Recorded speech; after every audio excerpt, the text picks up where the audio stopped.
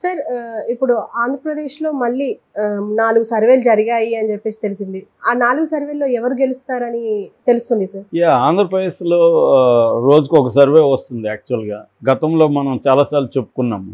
Pole strategy survey, political critic survey, జీనిస్ and matrix survey, తర్వాత India today survey, Times Now, ఇలాగా రకరకాల సర్వేలు మనం చెప్పుకున్నాం. ఇప్పుడు కొత్తగా 4 సర్వేలు వచ్చాయి. ఈ 4 సర్వేలు ఆత్మసాక్షి ఒకటి, టైమ్స్ నౌ ఒకటి, పయనీర్ పోల్ స్ట్రాటజీ ఒకటి, జన్మత్ ఒకటి. ఈ 4 సర్వేలు ఎవరెవరికి ఎన్ని సీట్లు వస్తాయి అని చెప్తున్నారు ఏంటనేది చూస్తే, ఈ 4 సర్వేల్లో 3 సర్వేలు వైసీపీని క్లియర్ మెజార్టీ వస్తుందని చెప్తున్నాయి. ఒక సర్వే మాత్రం తెలుగుదేశం క్లియర్ మెజార్టీ వస్తుందని చెప్తున్నాయి. అంతకుముందు వచ్చిన India today survey Telugu Desam clear majority వస్తుందని చెప్పింది. బట్ ఇప్పుడు వచ్చిన 4 సర్వేలలో 3 సర్వేలు వైసీపీ వస్తుందని చెప్తున్నాయి. సో ముందుగా తెలుగుదేశం గురించి చెప్పిన సర్వే చూస్తే Pioneer pole strategy private limited ఈ సర్వే పేరు. ఈ సర్వే ఫిబ్రవరి 15 నుంచి 29 వరకు ఆంధ్రప్రదేశ్లో సర్వే చేసింది.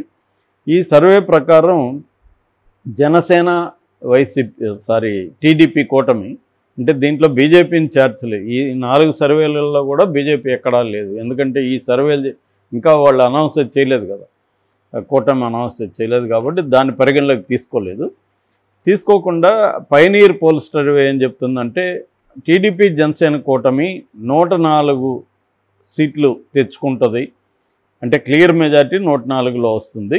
వైసీపీ ఏమో 49 నుంచి 49 సీట్లు వైసీపీకి.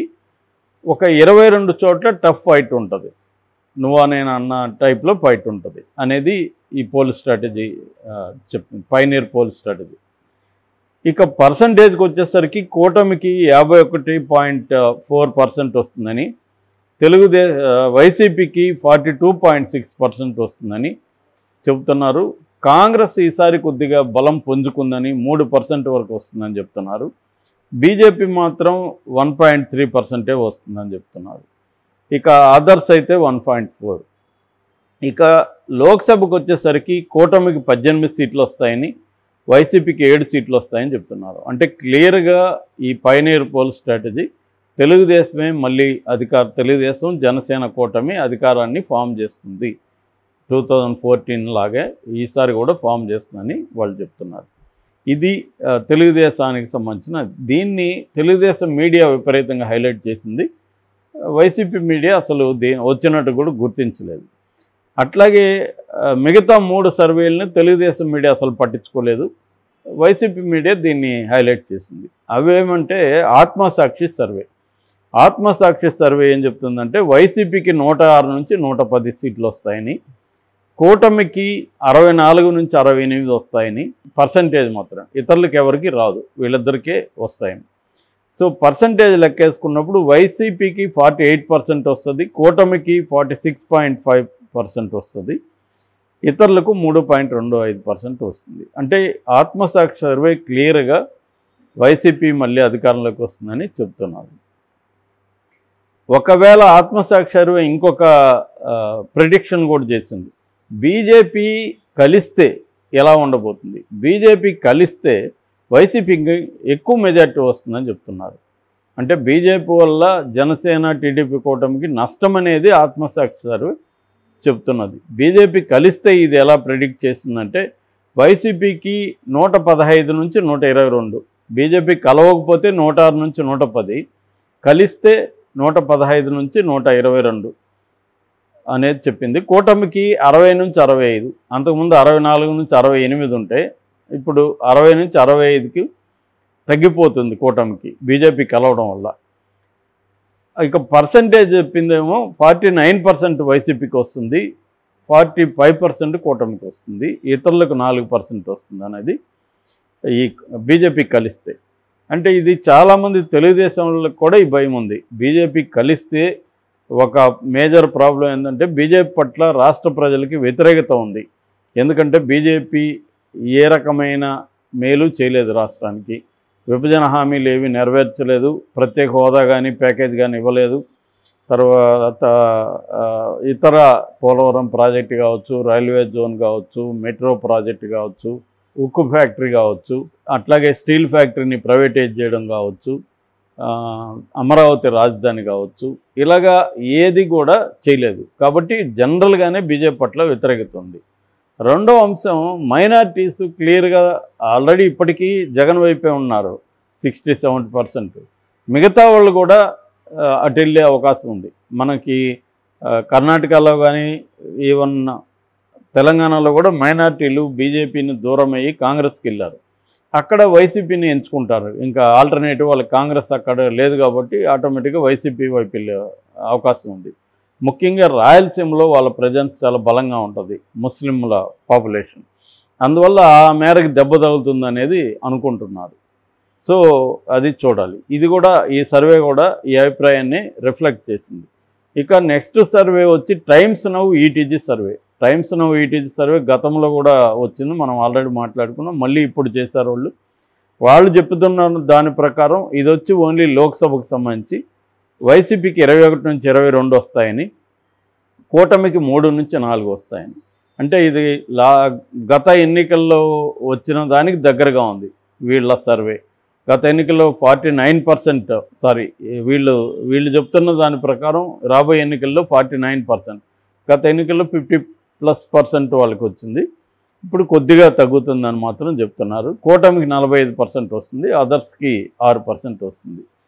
ఇది టైమ్స్ నౌ ఈటీజీ. ఇక లాస్ట్ సర్వే జనమత్ సర్వే. జనమత్ సర్వే రెగ్యులర్గా చేస్తున్నారు ఎప్పటికప్పుడు. అది కూడా గతంలో కూడా మనం చెప్పుకున్నాం. ఇప్పుడు నిన్న చేసిన జనమత్ సర్వేలో లోక్సభ స్థానాలు వైసీపీకి 18 నుంచి 19 వస్తాయి, కూటమికి 4 నుంచి 5 వస్తాయి. ఇది బేసిక్గా చెప్పింది. ఇంతకుముందేమో ఇండియా టీవీ సిఎన్ఎక్స్ సర్వే ఆ మధ్య వచ్చింది, అది కూడా వైసీపీకి వస్తుందని చెప్పారు. ఇండియా టుడే సర్వే ఏమో క్లియర్గా తెలుగుదేశానికి వస్తుందని చెప్తున్నారు. అంటే ఇక్కడ సర్వేలు మేజర్గా చూస్తున్నప్పుడు మెజారిటీ సర్వేలు వైసీపీ వస్తుందని చెప్తున్నారు. బట్ కొన్ని సర్వేలు తెలుగుదేశం వస్తుందని క్లియర్గా చెప్తున్నారు. అంటే డివిజన్ కనిపిస్తుంది మనకి. అదే తెలంగాణకు సంబంధించిన సర్వేల్లో అంత కాంట్రాస్ట్ లేదు. మేజర్ సర్వేలన్నీ కూడా తెలంగాణలో కాంగ్రెస్కే మెజారిటీ సీట్లు వస్తాయని చెప్తున్నారు. నెక్స్ట్ ప్లేస్ బీజేపీ అని, లాస్ట్ ప్లేసు బీఆర్ఎస్ అనేది దాదాపు అన్ని సర్వేలు ఇక్కడ అదే పద్ధతిలో చెప్తున్నాయి. కానీ ఆంధ్రప్రదేశ్కి వచ్చేసరికి ఒక రకమైన కన్ఫ్యూజన్ నెలకొనింది. దీన్ని బట్టి మనకు ఒక అర్థమవుతుంది ఏంటంటే స్వీప్ అనేది ఎవరి వైపు లేదు, టఫ్ కాంపిటీషన్ అయితే ఉండే అవకాశం ఉంది. అప్పటికప్పుడు దాని ఏమంటారు ప్రపోజిషన్స్ చేంజ్ అయ్యే అవకాశం అక్కడ కనిపిస్తూ ఉంది. అంటే వొలాటిలిటీ అంటారు మామూలుగా ఫైనాన్స్లో, ఎకనామిక్స్లో. అలాంటి ఒక ఊగిసలాట అనేది అక్కడ ఉండే అవకాశం కనిపిస్తుంది టఫ్గా. ఇంకోటి ఏంటంటే అక్కడ సర్వేల్ని పార్టీలు ఇన్ఫ్లుయెన్స్ చేస్తున్నారు అనేది కూడా పరస్పరం ఆరోపించుకుంటున్నారు. అంటే తెలుగుదేశానికి అనుకూలంగా వస్తేమో వైసీపీ వాళ్ళు మీరు సర్వేల్ని మీకు అనుకూలంగా మార్చుకున్నారని వాళ్ళు ఆరోపిస్తున్నారు, ఇటువైపు వస్తేమో తెలుగుదేశం ఆరోపిస్తుంది. ఆల్రెడీ టైమ్స్ గ్రూప్కి మీరు డబ్బులు ఇచ్చారు కాబట్టి మీకు అనుకూలంగా చేసిందని. అలాంటప్పుడు ఇండియా టుడే కూడా వాళ్ళు డబ్బులు ఇచ్చారు వైసీపీ వాళ్ళు. ఇండియా టుడే ఎడ్యుకేషన్ సమ్మిట్ కూడా తిరుపతిలో జరిగింది. కానీ మరి ఇండియా టుడే వాళ్ళేమో తెలుగుదేశానికే అధికారం వస్తుందని చెప్తున్నారు. సో ఈ కాంటెక్స్ట్లో ఈ సర్వేల్ని, ప్రీపోల్ సర్వేల్ని ఏ మేరకు నమ్మచ్చు మనం అనేది ఒక బిగ్ క్వశ్చన్గా మనకి మన ముందు ఉంటుందన్నమాట. ఎందుకంటే ఇందులో కొన్ని అసలు వాటి సైంటిఫిక్ ఇదేంటి, అవి ఎన్ని శాంపుల్స్ తీసుకుంటున్నాయి, దాన్ని ఎలా అనలైజ్ చేస్తున్నారు అనేది ఒక అంశం అయితే, రెండో అంశం దాని వెనక ఈ పార్టీలని సపోర్ట్ చేసేవాళ్ళే ఫైనాన్స్ చేసినారు అనుకో, అప్పుడు ఏం చేస్తాయంటే అవి 2 రకాల సర్వేలు చేస్తారు. ఒకటేమో హానెస్ట్గా సర్వే చేసి ఆ పార్టీకి ఇస్తారు, రెండోదేమో ప్రజల మైండ్ సెట్ని ఇన్ఫ్లుయెన్స్ చేయడం కోసం ప్రజల్ని గెలిచేది మేమే అని నమ్మించడం కోసం రెండో సర్వే రిలీజ్ చేస్తారు. కాబట్టి ఇప్పుడు ఈ సర్వేలను మనం అనలైజ్ చేసుకోగలం తప్ప దీని విశ్వసనీయతను మనం కరెక్ట్గా చెప్పలేం.